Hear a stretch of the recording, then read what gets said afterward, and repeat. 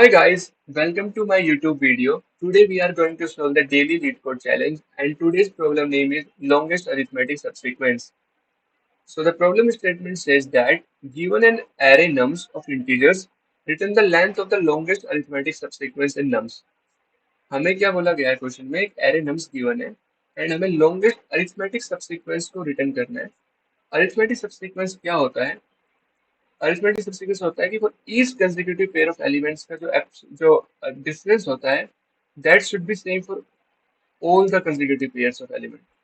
जैसे कि इस केस में एक्सप्लेन करूं और सबसीक्वेंस तो हमें पता है क्या होता है कि it is nothing it is an array that can be derived from the original array by deleting some of the elements. ठीक है, अब हम फर्स्ट केस की बात करते हैं. 3 6 9 एंड 12 मुझे गिवन है.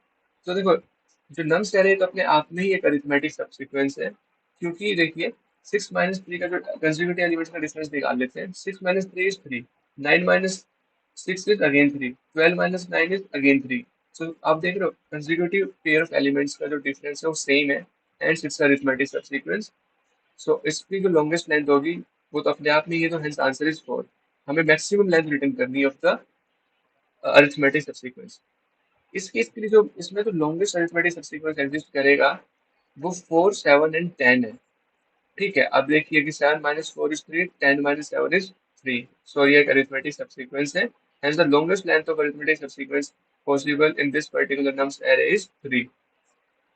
सिमिलरली थर्ड एग्जांपल के लिए भी चेक करें तो 20 15 10 5 हमारे पास सीक्वेंस होगा जो मैक्सिमम लेंथ का होगा और आप यहाँ पे देख सकते हो जो मैक्सिमम लेंथ है 4 की इक्वल है.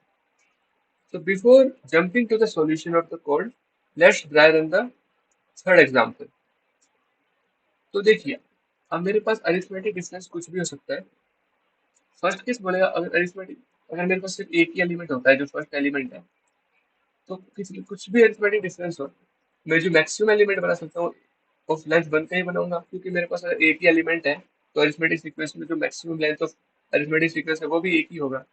ठीक है, क्योंकि नंबर ऑफ एलिमेंट ही 1 है एज ऑफ नाउ मेरे पास टिल दिस इंडेक्स. अब मेरे पास एक इंडेक्स 1 बना. तो देखिए 1 - 20 क्या होता है? -19 होता है. ठीक है, -19 होता है. तो बोलेगा ये 20 से जाके बोलेगा कि -19 के एब्सोल्यूट अरिथमेटिक डिफरेंस के साथ कितनी मैक्सिमम लेंथ का सबसीक्वेंस रिटर्न कर सकते हो. तो बोलेगा कि तो 20 बोलेगा कि कुछ भी एब्सोल्यूट अरिथमेटिक डिफरेंस हो, मैं तो मैक्सिमम 1 लेंथ का मैक्सिमम सबसीक्वेंस रिटर्न कर सकता हूँ. ठीक है, तो बोलेगा ठीक है आप 1 रिटर्न कर दोगे एंड अगर मैं उसमें अपेंड हो जाता हूँ तो जो मैक्सिमम लेंथ का अरिथमेटिक सबसीक्वेंस बनेगा आफ्टर अपेंडिंग 1 विल बी 1 + 1 2 का. और इसके अलावा कुछ भी अदर अरिथमेटिक डिफरेंस रहता है तो मेरे को वो इंडिपेंडेंटली यूज करना पड़ेगा. लेट्स से -15 अरिथमेटिक डिफरेंस के साथ कितना लॉन्गेस्ट सब अरिथमेटिक सबसीक्वेंस बना सकता हूँ यूजिंग फर्स्ट 2 एलिमेंट. ऑब्वियसली बात है एक ही लेंथ का बनेगा यूजिंग आइदर दिस एलिमेंट और दिस एलिमेंट. दोनों को यूज करूंगा तो अरिथमेटिक डिफरेंस -19 आ रहा है. ठीक है, सेम चीज 15 से करते हैं. 15 - 1 इज 14. ठीक है, 15 1 से जाके पूछेगा कि क्या आप कितने मैक्सिमम लेंथ का अरिथमेटिक सीक्वेंस रिटर्न कर सकते हो such that the arithmetic difference is 14.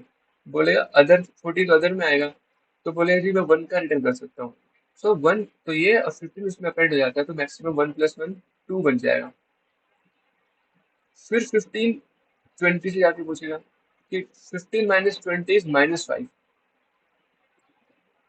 कि -5 लेंथ का अगर अरिथमेटिक डिफरेंस है तो आप लॉन्गेस्ट अरिथमेटिक सबसीक्वेंस कितनी लेंथ का रिटर्न कर सकते हो. बोलेगा कुछ भी डिफरेंस हो मैं तो 1 का रिटर्न करता हूँ. तो इसमें अगर 15 अपेंड हो जाता है तो 1 + 1 2 बन जाएगा. ठीक है, अब एक बार फिर से मैं रिपीट कर देता हूँ. -5 क्या रिप्रेजेंट करता है? -5 रिप्रेजेंट करता है longest arithmetic sequence using first 3 element और till the element 15 having the arithmetic difference is equals to -5. ये रिप्रेजेंट करता है -5 की वैल्यू इक्वल्स टू 2. ठीक है, ये एक लॉन्गेस्ट अरिथमेटिक सबसीक्वेंस होगा जिसका अरिथमेटिक डिफरेंस -5 के इक्वल है, जिसकी लेंथ 2 है लॉन्गेस्ट सबसीक्वेंस की लेंथ. ठीक है, अब मेरे पास 3 के लिए भी चेक कर लेता हूँ। सो 3 माइनस 15 इज -12, राइट। तो इससे पूछेगा 15 से जाके, अदर के लिए तो बनाना ही आना है पहले। 15 से जाके पूछेगा अगर डिफरेंस, जो अरिथमेटिक डिफरेंस है वो -12 है, तो आप कितनी मैक्सिमम लेंथ का अरिथमेटिक सब्सीक्वेंस बना सकते हो। बोलेगा कि मैं तो 1 का बना सकता हूँ, और 3 उसमें ऐड हो जाता है, तो 1 + 1 वुड बी 2। फिर ये पूछेगा 1 से जाके, तो 3 - 1 इज 2। अगर 2 लेंथ का अरिथमेटिक डिफरेंस होगा तो सिमिलरली देख रहे हो, 3 - 2 इज 2, तो 2 लेंथ का जो अरिथमेटिक मैक्सिमम सब्सीक्वेंस बना सकता था वो लेंथ 1 है, तो अपने पास 1 + 1 विल बी 2। फिर 3 जाके 70 20 से पूछेगा, तो 3 - 20 इज -17। अगर अरिथमेटिक डिफरेंस -17 है, तो लॉन्गेस्ट सबसीक्वेंस जो बन सकता है दैट वुड बी 1, तो 20 से मिलेगा, एंड 3 उसमें अपेंड हो जाता है तो 2, और कोई भी अदर केस के लिए 1। अब 10 के लिए देखते हैं। सो 10 3 से जाके पूछेगा, तो क्या आ रहा है, -7 आया, 10 सॉरी +7 आया, 10 - 3 7। तो 7 लेंथ के लिए मैक्सिमम ये 1 का बना रहा था, सो 1 उसमें 10 अपेंड हो जाता है, तो ये 2 देगा। फिर 15 से पूछेगा, सो 10 - 15 इज -5। ये 15 से जाके पूछेगा, इसमें थोड़ा फोकस करिए आप क्योंकि काफी इंपॉर्टेंट है। बोलेगा कि मैक्स, अगर मेरे पास 15 से जाके पूछेगा अगर एब्सोल्यूट जो अरिथमेटिक डिफरेंस है वो -5 है, तो आप कितनी लॉन्गेस्ट लेंथ का अरिथमेटिक सबसीक्वेंस बना सकते हो। तो रिटर्न कर रहा है 2। तो बता ओके, आप लॉन्गेस्ट लेंथ 2 का बना सकते हो, और उसमें मैं भी अपेंड हो जाता हूँ, तो मेरे पास जो मैक्सिमम लेंथ हो जाएगी 2 + 1 3 हो जाएगी। सेम ही 1 से पूछेगा, 10 - 1 इज 9। तो 9 के केस में जो 1 है वो 1 रिटर्न करेगा, 1 + 1 विल बी 2। सिमिलरली 20 से पूछेगा, तो 10 - 20 इज -10, -10 पे 21 रिटर्न करेगा, 1 1 + 1 will be 2। After appending 10 we will get 2। अब से 5 के लिए चेक करिए। 5 माइनस 5 - 10 इज -5। तो 10 से पूछेगा कि आप कितनी लॉन्गेस्ट लेंथ का अरिथमेटिक सबसीक्वेंस बना सकते हो having the absolute difference equals to -5। तो 10 रिटर्न करेगा 3 के इक्वल। तो 3 तो है ही, उसमें 5 को रिपेंड कर देता हूँ, तो 3 + 1 विल बी 4। फिर सेम 3 से पूछेगा, तो 5 - 3 वुड बी 2। तो जो 3 जो मैक्सिमम 2 लेंथ का सबसीक्वेंस बना सकता है वो 2 है। तो 2 में अगर मेरे पास इस सब सीक्वेंस में 5 को भी अपेंड कर देता हूँ, तो 2 + 1 विल बी 3। आप चेक भी कर सकते हो, 1 3 and 5 is the subsequence having the arithmetic difference is equals to 2।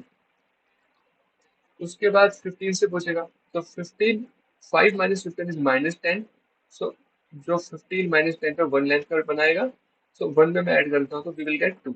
Similarly ये 1 से पूछेगा, सो 5 - 1 इज 4। तो 4 के केस में कितना देगा, 4। तो 4 के केस में 1 रिटर्न कर रहा है अपने पास 1। सो उसमें अगर 5 को अपेंड कर देता हूँ, तो वी विल गेट 2। सिमिलरली 20 के लिए 5 - 20 इज -15। सो -15 के केस में भी अपने पास क्या मिलेगा, तो ये 1 रिटर्न कर रहा होगा, उसमें 1 को ऐड कर देता हूँ, 5 को अपेंड कर दूंगा, तो वी विल गेट 2। सेम मैं 8 के लिए भी फाइंड करूंगा, सभी के लिए जितने भी पास्ट में है मेरे पास। सो 8 - 5 इज 3। 3 के केस में ये अदर्स वाली कंडीशन आ जाएगी जिसमें 1 रिटर्न कर रहा होगा। So will get 1 + 1 after appending 8 will get 2। ठीक है।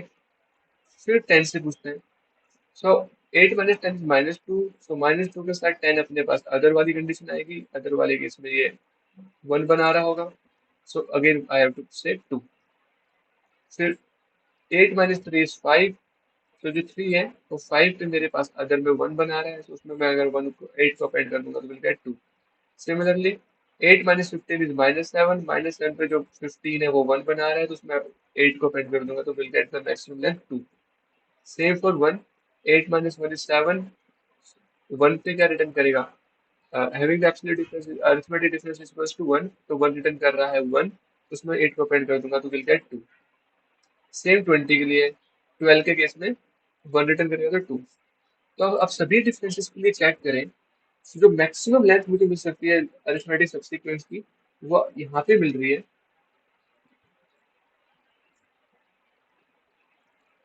वो मुझे इसके लिए मिल रही है, अगर आप चेक कर पा रहे हैं, जब अरिथमेटिक डिफरेंस -5 होगा इस सीक्वेंस में, तो मुझे मैक्सिमम जो लॉन्गेस्ट लेंथ मिल सकती है अरिथमेटिक सीक्वेंस की वो 4 के इक्वल मिलेगी।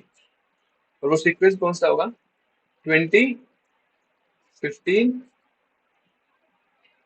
10 एंड 5। अब चेक भी कर सकते हो। 20 पे देखिए माइनस 5 के लिए 1 था, 15 पे माइनस 5 के लिए 2 हो चुका था, 10 पे माइनस 5 के लिए 3 हो चुका था, और 5 पे माइनस 5 के लिए 4 हो चुका था। अब हम चेक करते हैं, इसे फॉर्मूला ड्राइव करते हैं। हमने ऑब्जर्व किया कि ऐसे हो रहा है। अब देखिए फॉर्मूला ड्राइव करने की कोशिश करते हैं। लेट्स से कि ये मेरे पास ith एलिमेंट था और ये सब jth एलिमेंट थे जो मेरे पास। देखिए मैं सबके लिए चेक कर रहा हूँ, मैं 10 के लिए चेक किया, फिर 3 के लिए चेक किया, सबके लिए किया। लेट्स से कोई भी एक jth एलिमेंट है i से छोटा है, 0 से लेस देन i की रेंज में। तो जो मेरे पास j है उसकी रेंज होगी 0 से लेकर लेस देन i तक। तो ये मुझे क्या रिटर्न कर रहा है? DP of I comma nums of I minus nums of J. ये मुझे रिटर्न कर रहा है कि longest length of arithmetic subsequence क्या हो सकती है at index I, such that की जो अरिथमेटिक डिफरेंस है वो इक्वल है nums of I minus nums of J के। तो देखिए, ये अगर मैं यहाँ पे जे की वैल्यू को 10 लूँ तो अरिथमेटिक डिफरेंस क्या आएगा? 5 माइनस 10 इज माइनस 5। तो ये लॉन्गेस्ट अरिथमेटिक सबसीक्वेंस रिटर्न कर रहा है having the arithmetic difference is equal to minus 5। तो देखिए किस पे डिपेंडेंट था? ये 10 पे डिपेंडेंट था कि 10 पे माइनस 5 पे क्या आंसर था। तो मैं सेम चीज को मैं यहाँ पे चेक करूंगा कि जे पे मेरे पास इस डिफरेंस पे क्या आंसर था।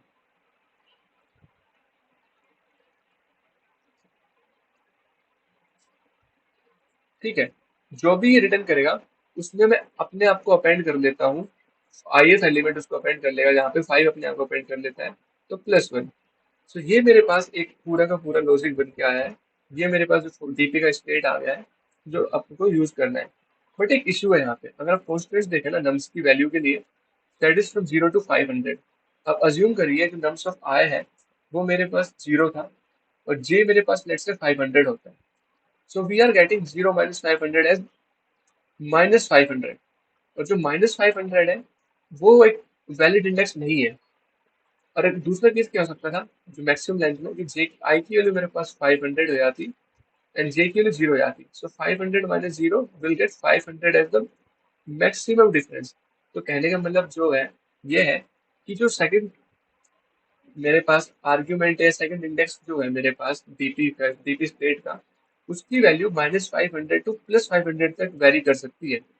बट पॉजिटिव वैल्यूज के लिए कोई इशू नहीं है, हम इनको डीपी की स्टेट्स में ये एक वैलिड इंडेक्स की तरह एक्ट कर सकते हैं, बट -500 नहीं कर सकता। तो just to make it a valid index क्या करता हूँ मैं? 500 को ऐड कर देता हूँ बोथ साइड। सो अब मेरे पास जो वैलिड इंडेक्स मिलेगा वो मुझे क्या मिलेगा? -500 +500 0 मिलेगा। अब जो रेंज चेंज हो जाएगी वो हो जाएगी 0 to 1000। और ये मेरे पास जो एक वैलिड रेंज है, ये मतलब कि वैलिड इंडेक्स रेंज है, ये 0 to 1000 सभी वैल्यूज एक इंडेक्स की तरह कर सकते हैं, बट नेगेटिव वैल्यू नहीं कर सकते हैं। तो जब मैंने +500 ऐड कर दिया, अब मेरे पास न्यू डीपी स्टेट क्या बनेगी? देखिए, डीपी ऑफ आई, जो डिफरेंस था जो मेरे पास nums of I minus nums of J, ये अभी भी है, बट मैंने इसमें क्या किया? 500 को ऐड कर दिया है just to make it a valid index such that it will not be negative. ये किसके इक्वल हो जाएगा? डीपी ऑफ जे इनटू में nums of I minus nums of J +500 +1। अब हमें ये डीपी की जो स्टेट है बिल्कुल वैलिड स्टेट है। और अदर्स का क्या मतलब है कि जब अपने पास लाइक इसमें 19 के अलावा जो भी अपने पास इस रेंज में 0 से 1000 रेंज में, उन सब वैल्यूज के लिए 1 में इंसर्ट कर रहा हूँ। ठीक है, इस केस में क्या होगा कि डीपी ऑफ लाइक फर्स्ट मेरा इंडेक्स 0 होगा, डीपी ऑफ 0 अरिथमेटिक जो सेकंड की वैल्यू 0 होगी, so on till DP of 0 till 1000। इन सब की वैल्यू मैं इक्वल करूंगा 1 के फॉर द फर्स्ट केस। फिर मेरे को ये बेस कंडीशन जाएगी for index 0 I is to 0। फिर मैं इंडेक्स जो 1 होगा यहाँ से मैं बिगिन करूंगा डीपी स्टेट्स को फिल करना। बट बेसिक कंडीशन क्या होगी कि मैं अपने पास इंडेक्स 0 के सभी वैल्यूज को 1 की इक्वल फिल कर दूंगा। ठीक है, और अदर्स का मतलब मैं यहाँ पे जो भी मेरे पास वैल्यू जो यूज नहीं हुई है अरिथमेटिक में, उन सबको भी बाय डिफॉल्ट 1 रख सकता हूँ। सो ये आपका ऑब्जर्वेशन काफी है। I think now we can look at the code. तो पहले मैंने डीपी बनाया एज वी डिस्कस्ड, जिसकी जो सेकंड पैरामीटर होगा वो उसकी जो रेंज है 1000 होगी। तो जीरो से 1000 में टोटल 1001 नंबर्स हैं, hence it is 1001। By default value 1 रखेंगे क्योंकि आप देख रहे हो अदर्स के केस में हमारे पास जो मैक्सिमम सीक्वेंस बनता है वो हमेशा 1 का बन रहा है, ठीक है। तो बाय डिफॉल्ट वैल्यू मैंने 1 को ही रख लिया, ठीक है। उसके बाद आंसर स्टोर करेगा लॉन्गेस्ट अरिथमेटिक सबसीक्वेंस की लेंथ को। तो अभी बाय डिफॉल्ट इनिशियली मेरे पास सिर्फ एक ही एलिमेंट है, तो लॉन्गेस्ट अरिथमेटिक सबसीक्वेंस की लेंथ 1 ही होगी। एज वी डिस्कस, तो मैं आई इक्वल टू 1 से अपने डीपी स्टेट को फिल करना शुरू करूंगा, क्योंकि डीपी ऑफ जीरो जो होगा मेरे पास, जीरो के लिए मेरे पास सभी वैल्यू 1 ही है और बाय डिफॉल्ट मैंने 1 डाली हुई है, तो we don't need to do anything else.